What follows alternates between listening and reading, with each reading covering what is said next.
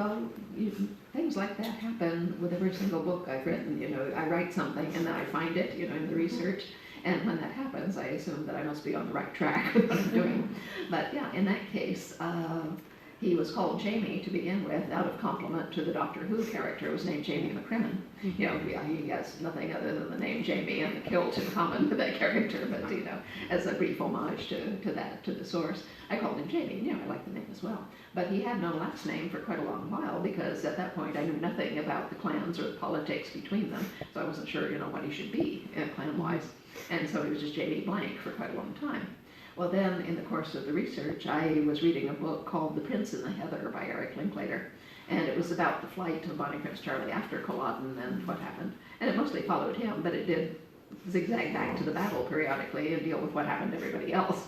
And so he mentioned just this one little brief bit. It said, after the battle, 19 Jacobite officers took refuge. They were wounded, and they took refuge in the farmhouse, the little bothy that's out on the moor.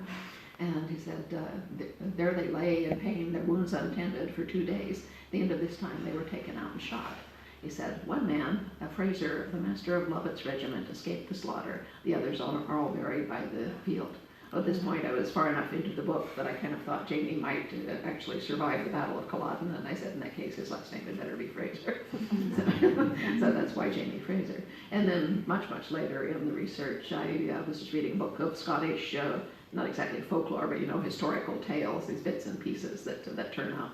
And that's where I ran into the Dun Bonnet. And so it was describing this man, a Jacobite who had escaped, after Culloden, wounded and gone back to his estate where he hid in a cave for 7 years. And it said that his tenants, in order to avoid drawing attention of the English to him, I always refer to them as English in those tales, not the government, but that in order to avoid drawing attention to him, they always referred to him as the Dun Bonnet for the color of the bonnet that he wore. And so I was thinking, well, obviously he was wearing a blah-colored hat because he had very colorful hair, And so I thought, well, that's interesting. Anyway, then I got down to the bottom of the story, and it said, that his name was James Fraser, and his estate was at Foyles, which you probably know. Yeah, just an amazing coincidence.